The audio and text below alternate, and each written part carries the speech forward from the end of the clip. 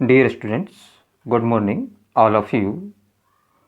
Today we discuss about the solid state.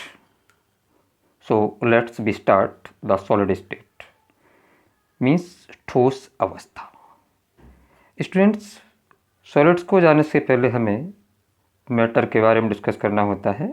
Matter, what's matter? यानी द्रव्य या पदार्थ. Matter, that things in a universe which occupies the place, volumes or mass is also called as the matter. Okay students, तो matter ठोस की वह अवस्था होती है. कोई भी मैटर जो होता है वो यूनिवर्स में प्लेस, मास और वॉल्यूम को ऑक्युपाइज करता है. और मैटर के स्ट्रक्चर मॉलिक्यूल से मिलकर होती है. तो सबसे पहले हम सॉलिड स्टेट का जिक्र करते हैं. Solid is that state of matter in which their constant particle like atom, molecule or ions are closely packed to each other and unable to move, called as the solid. It means solid के molecule में किसी type की कोई भी movement नहीं होती. वो अपनी एक्सिस पर ही हल्का सा वाइब्रेट करते हैं. सो स्टूडेंट्स, ये मॉलिक्यूल है आपके सामने. ये मॉलिक्यूल एक्सिस पर लगा हुआ है. देखिए, एक्सिस पर ही ये हल्का सा वाइब्रेट करते हैं. नॉर्मली इनमें किसी टाइप की कोई मूवमेंट नहीं होती.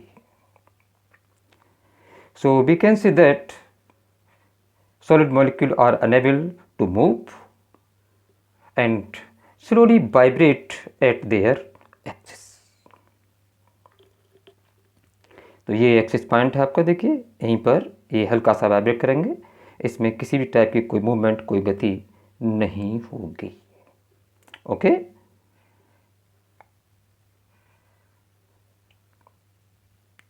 Next, characteristics of solid. Students, first point देखें. Solid are very hard and rigid. It means solid जो होते हैं हार्ड होते हैं, दृढ़ होते हैं. नेक्स्ट पॉइंट देखें.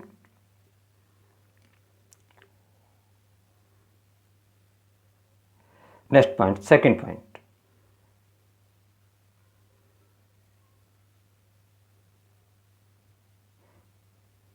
They have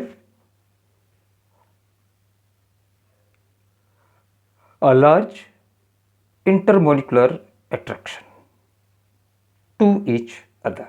सॉलिड के मॉलिक्यूल में जो इंटरमोलिकुलर अट्रैक्शन होता है, यानी अंतराणविक आकर्षण बहुत ज़्यादा होता है. इसलिए ये आपस में होल्ड रहते हैं और किसी टाइप की कोई मूवमेंट नहीं करते. Now third point.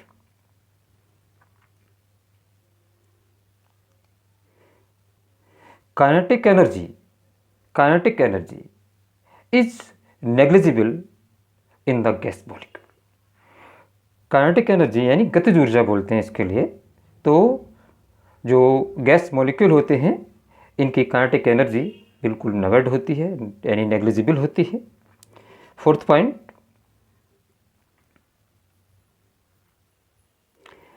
Any solid is start to melt.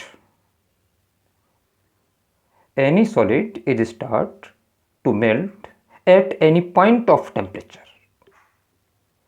At any point of temperature.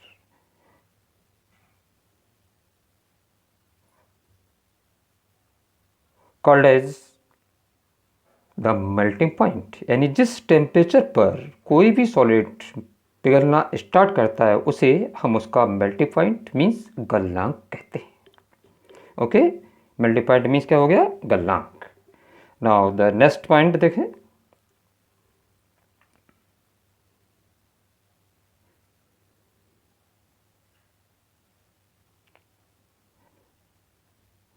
They are not compressible. Compressible means होता है दबाना. किसी भी सॉलिड को हम दबा नहीं सकते हैं. It means solid are not compressible. Now, sixth point, they have a definite geometrical shape and volumes. Solid substance की जो शेप होती है वो भी डेफिनेट होती है, वॉल्यूम भी डेफिनेट होता है। मीन्स शेप वॉल्यूम्स दोनों जो होते हैं वो निश्चित होते हैं, डेफिनेट होते हैं। Okay, next type of solid. Solid को टू कैटेगरीज में डिवाइड किया गया है। फर्स्ट है आपका क्रिस्टलाइन सॉलिड और सेकंड है एमॉर्फस सॉलिड। क्रिस्टलाइन सॉलिड को हिंदी में क्रिस्टलीय ठोस कहते हैं, तो एमॉर्फस सॉलिड के लिए अक्रिस्टलीय ठोस कहते हैं। ठीक है, अब दोनों को एक करके एक्सप्लेन करेंगे। यहाँ पर देखिए, crystalline solid. Crystalline solid, that state of solid in which they are constant particle like as atom, ions or molecule are found in regular arrangement and large range order.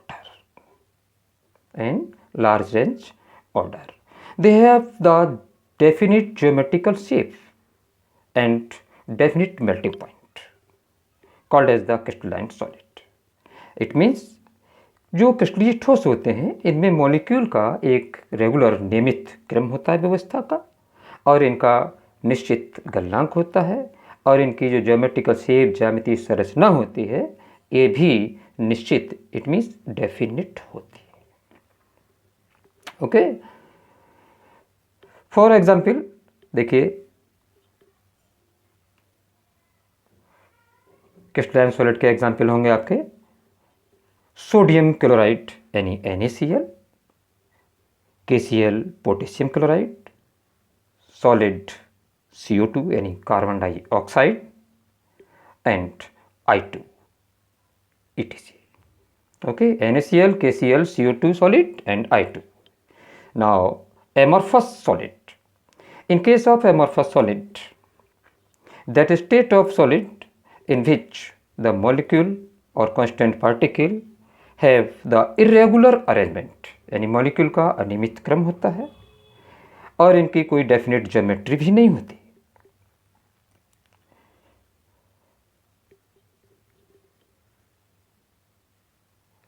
और ये आइसोट्रोपिक नेचर को represent करते हैं, जबकि crystalline solid जो होते हैं वो एन आइसोट्रोपिक नेचर को रिप्रेजेंट करते हैं।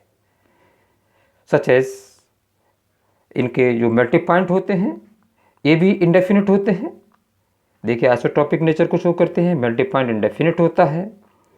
ठीक है, और जो मेल्टिंग पॉइंट होते हैं इनके कन्वर्टिबल होते हैं, जैसे गिलास कांच होता है, कांच का कोई डेफिनिट गल्ला का नहीं होता, ये चेंज होता रहता है। ठीक है, तो इसके जो एग्जाम्पल्स हैं एमॉर्फस सॉलिड के, प्लास्टिक्स हैं, रबर है, गिलास है और थर्माकोल, ये सब एमॉर्फस सॉलिड के एग्जाम्पल्स हैं आपके सामने।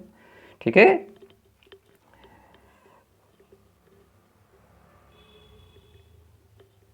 नाउ नेक्स्ट देखिए, differentiation between the crystalline and amorphous solid. तो एक तरफ क्रिस्टलाइन सॉलिड देखिए, एक तरफ एमॉर्फस सॉलिड।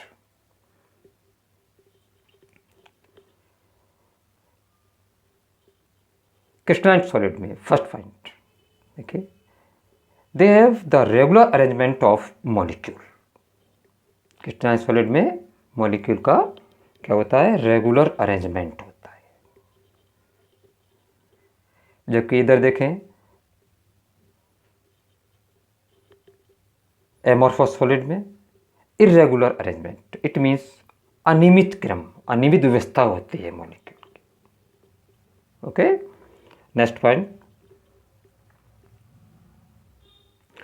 क्रिस्टलाइन सॉलिड में लार्ज रेंज ऑर्डर पाया जाता है। इट मीन्स दीर्घ परासक्रम, मॉलिक्यूल का दीर्घ परासक्रम यानी लार्ज रेंज ऑर्डर होता है। ठीक है, इधर देखें, इनमें शॉर्ट रेंज ऑर्डर पाया जाता है। शॉर्ट रेंज ऑर्डर किसमें, एमॉर्फस सॉलिड में, मीन्स होता है लघु परासक्रम, लघु परासक्रम। थर्ड पॉइंट,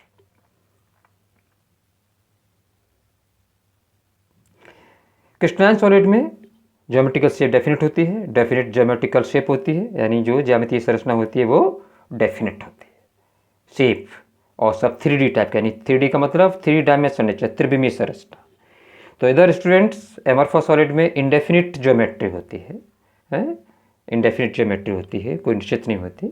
नेक्स्ट पॉइंट देखें, fourth, crystalline solid anisotropic nature को रिप्रेजेंट करते हैं, एन आइसोट्रोपिक नेचर। तो एमॉर्फस आइसोट्रोपिक नेचर को रिप्रेजेंट करते हैं, आइसोट्रोपिक नेचर। आइसोट्रोपिक मीन समदैशिकता, एन आइसोट्रोपिक विषमदैशिकता। इधर फिफ्थ पॉइंट देखें, क्रिस्टलाइन सॉलिड के डेफिनिट मेल्टिंग पॉइंट होते हैं, इधर इनडेफिनिट मेल्टिंग पॉइंट होते हैं। इनडेफिनिट यानी अनिश्चित, चेंजेबल होते हैं। सिक्स पॉइंट, जो क्रिस्टलाइन सॉलिड होते हैं यदि इनको किसी sharp instrument like as knife यानी चाकू से अगर इसको कट किया जाता है तो कट करने पर क्रिस्टलाइन सॉलिड की हमें स्मूथ सरफेस प्राप्त होती है। देखिए ये आपके सामने स्मूथ सरफेस, यानी स्मूथ का मतलब चिकनी सतह प्राप्त होती है। ओके, चिकनी सतह देते हैं क्रिस्टलाइन सॉलिड कट करने पर, जबकि एमॉर्फस सॉलिड जो होते हैं ये नाइफ से कट करने पर रफ सरफेस देते हैं। रफ दिख रहा है आपके लिए, देखिए रिप्रेजेंट किया जा रहा है यहाँ पर फिगर में, है रफ सरफेस मीन्स खुरदरी सतह, यानी ऊबड़ खाबड़ सरफेस कहते हैं इसके लिए। ठीक है, तो इस तरीके से हम डिफ्रेंशिएट कर सकते हैं। देखिए इनमें रेगुलर अरेंजमेंट होता है, इधर इरेगुलर होता है, यहाँ short range order, definite geometry, indefinite होती है, anisotropic nature, isotropic nature, definite melting point, indefinite melting point. ठीक है, इनडेफिनिट मेल्टिंग पॉइंट हो गया, इधर नाइफ से काटने पर ये स्मूथ सरफेस देते हैं, तो इधर ये रफ सरफेस यानी खुरदरी सतह देते हैं। तो इस तरीके से हम जो है डिफ्रेंशिएट कर सकते हैं क्रिस्टलाइन सॉलिड को और एमॉर्फस सॉलिड के लिए। ओके स्टूडेंट्स, ठीक। रफ सरफेस मीन्स खुरदरी सतह, इधर स्मूथ सरफेस मीन्स चिकनी सतह। Okay, okay, thanks.